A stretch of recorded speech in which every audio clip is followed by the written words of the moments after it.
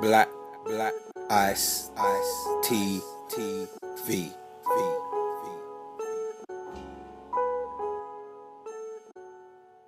What came first? I'm thoroughly invested in the shoe company, the abs you wear. Very, very important for our people to see, especially the youngsters, to see us moving forward. We tired of having barbershops and salons. All right, we need to diversify ourselves. We tired just selling T-shirts. So we got the shoe company. Of course, I'm the national spokesperson for Negas Footwear. All right, and I started my own company, Abs You Wear. So what I mean. Let me give a shout out to brother Tariq, calling him the Godfather, all right, of the black shoe industry. And so that's what I'm working on right now. Also got the store, Black Dot Cultural Center and Bookstore in Lithonia, Georgia. Y'all can come there every day and we can just catch up on some things, man. But it's very important to actually be on Black Ice TV. Very, very important, man, that y'all even came this far. Good to see you. And we're gonna enjoy the Southern Letter TV Awards tomorrow. Make sure y'all tune in, all right, on the live stream. So what I'm saying, man, it's just important for us to keep doing what we're doing, man, getting the information out, making sure we continue along the upgrade. And the Amaral Squad, man, it's simple, man. We teach scientific literacy and we use the science to actually teach the history, because that's exactly what the grand old elders did. The master teachers always used science and always understood the difference between foolery, and real scholarship.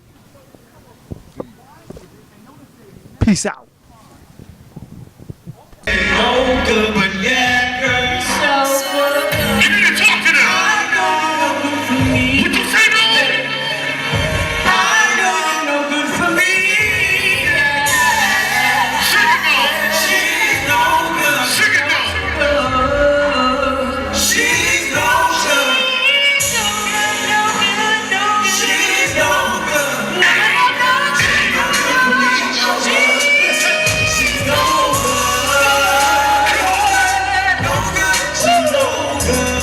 She's no good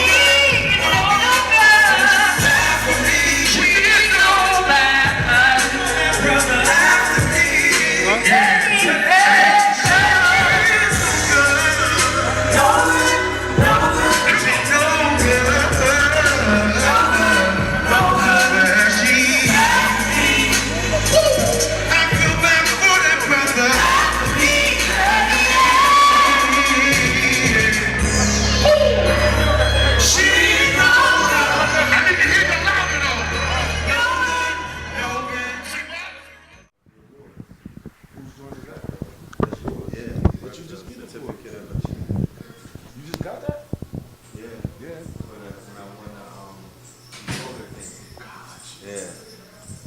Yeah, this is Black Ice TV 7 behind the scenes.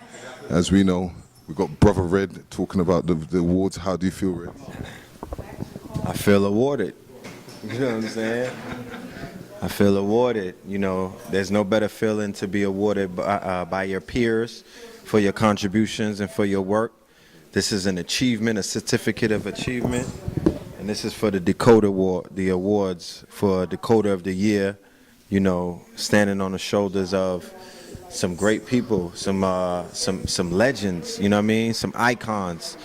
Dr. Delbert Blair, Steve Coakley, Dr. Phil Valentine, Bobby Hemmett, I'm talking about?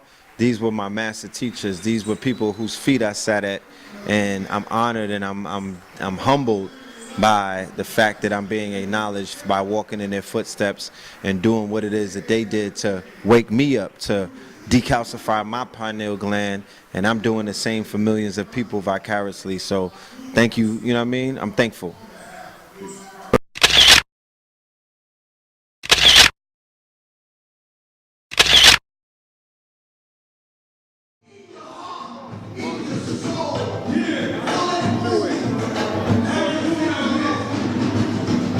Black Ice TV 7. What are you here today and what are you doing?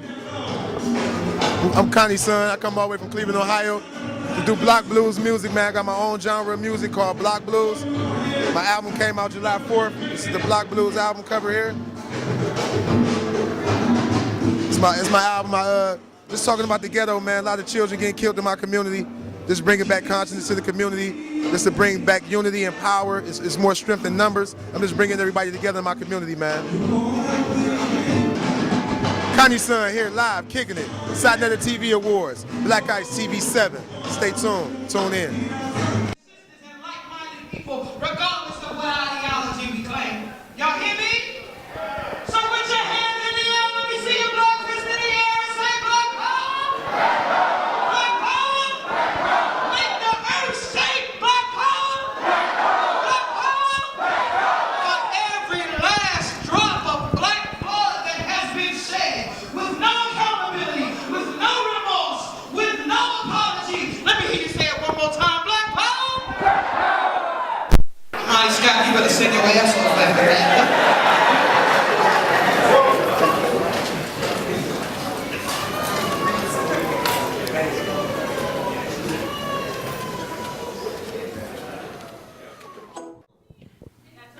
Thank you. In the nature and power of Allah, I rise to my highest heights. I give praise to Allah, the great God of the universe, almighty, eternal, and incomprehensible, the universal governor of this world seen and worlds that are unseen. I give honors to John the Harbinger, better known to us as the Honorable Marcus Mosiah Garvey, both harbinger and forerunner to the prophet. I give honors to Black Ice TV, as well as Brother Satnetta TV. I give honors to all of our brothers and sisters who are present here today at the Satnetta TV Awards, New York City, North America. I give honors to our people in the UK who also support such platforms. I give the highest honors to my prophet and yours alike, the most honorable and illustrious prophet, Noble Drew Ali. So brothers and sisters, I'm sitting here today with one of my good brothers, a representative of Black Ice TV. Well, we're gonna have a little quick brief 10, 15, maybe 20-minute segment. Yeah. And hopefully we can melt some of the ice and get through some of the layers of the coldness. So brother, I'm gonna allow you to first proceed with a proposed question, if you should have any, as it relates to my interview with you today. So you can proceed. Okay. Now, family, this is Brother Terry, Mr. Riggs, as you know, from Black Ice TV 7, and we are going to ask the main vital question. What is the Moorish paradigm about? Because a lot of people in the UK hear about it, but they don't really understand it. Just give us a short, brief notion of how it came about. Well, thank you. The Moorish paradigm, as it is now known, would start with Prophet Noble Drew Ali. Though he is not the essential founder of Moorish history, he is one who was divinely prepared and sent to us in due time by our Creator, God Allah, to resurrect us from mental slavery. The Prophet Noble Drew Ali said after slavery had concluded in North America and other parts of the world, from the Caribbean to the UK as well, our people caught unfortunate hell there too, and are still going through a struggle. The Prophet said after the chains were taken from around the body, the only slavery we had left was mental slavery. Mental slavery as it relates to how we are classified and identified, i.e. our status in law and at law. Here in the United States, I'll give you a quick example. Here in North America, and I'm going to get to my family in the UK as well, because they're connected as a link on the chain. But here in North America, we have what is called a U.S. citizen and we have an American citizen. The U.S. citizen in this country is a byproduct of the federal government, i.e. the District of Columbia in Washington, D.C. U.S. citizens in America are not real citizens here. They again are byproducts. What do I mean by that? A person who is styled as a U.S. citizen, that is an individual who is contracted under the 14th Amendment. The 14th Amendment was designed July 9th, 1868, and it was designed to grant citizenship not as a right to the free bondsmen, who will be those who are let loose from slavery. It was designed as a granted privilege This is why a lot of our struggles in North America have been typed under what is called civil rights. You might want to do some investigation with Dr. King and them as to who really named it the civil rights movement. Civil rights movement is the political terminology for what is called the 14th Amendment. And when you are a 14th Amendment citizen here in the United States of America, you pretty much are not a true citizen, because Washington, D.C. is not a state in America. It is a district that does not exceed 10 miles square. When you are an American citizen, that's when you come back into what Prophet Noble Drew Ali styled as the constitutional fold of government. That means you are styled as an American as opposed to a U.S. citizen. The only real law that set our people free, the original law, was the 13th Amendment with 20 sections. That law came into existence, i.e., Abraham Lincoln. Abraham Lincoln, he has some dirt in his background, but he also has some good deeds as well in his background.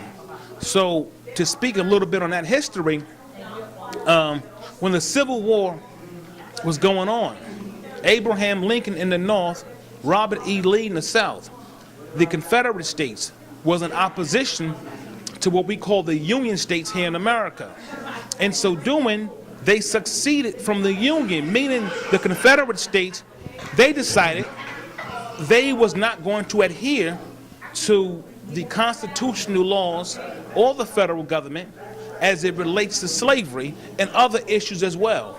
Abraham Lincoln in this conflict was getting his butt beat. What happened was Lincoln won a particular battle called the Battle of Shiloh. It was his 7th fight in the Civil War. And in so doing, when he done that, he built enough momentum to get his supporters to say, look, listen, thank you, sister, thank you.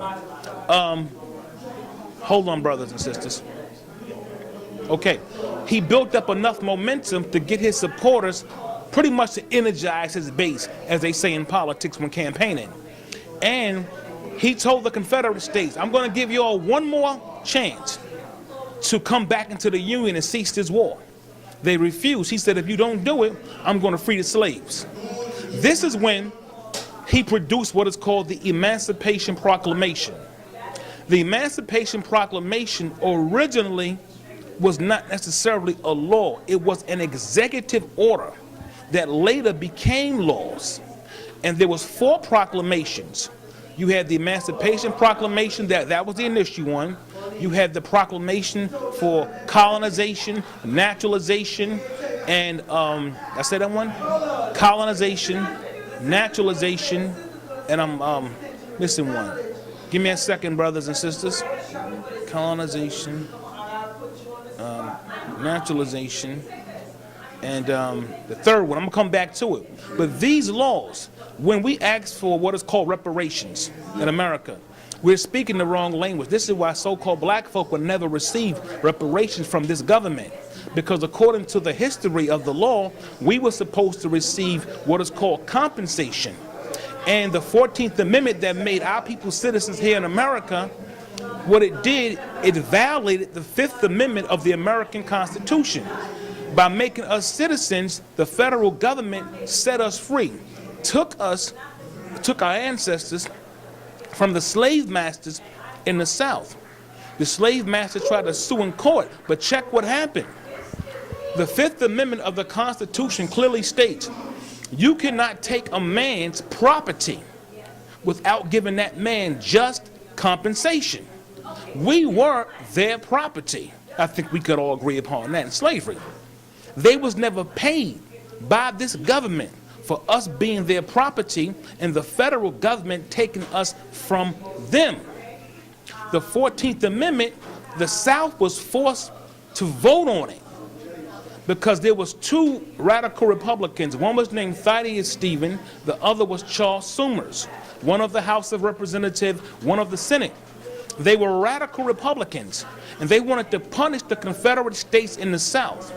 In so doing, in order for them to come back into the constitutional fold of government and receive the rights and benefits, not granted privileges, but to receive the rights and benefits, i.e. the organic law of the nation, the American Constitution, they had to vote on a law that would supposedly make you a citizen. They didn't want to do this, but they had no choice because they had lost the war. And by the way, I should also note for the record that when Lincoln had set the slaves free, i.e. the Emancipation Proclamation, there was 200,000 of our people who signed up to fight in the American Civil War, a very, very bloody war.